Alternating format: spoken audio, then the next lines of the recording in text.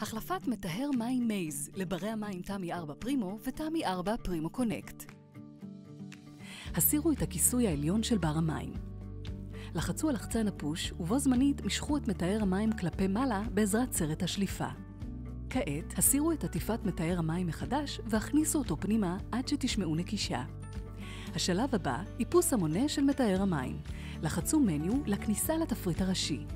דפדפו להחלפת מטהר או נורה באמצעות הלחצנים ולחצו OK לאישור.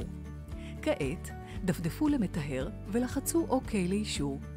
דפדפו ובחרו בכן לאיפוס המונה ולחצו OK לאישור. לחצו על בק עד לחזרה למסך הבית.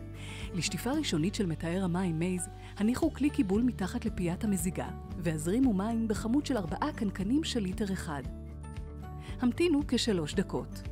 שימו לב, המים היוצאים מבר המים כעת אינם צלולים ומסמנים תהליך שטיפה תקין.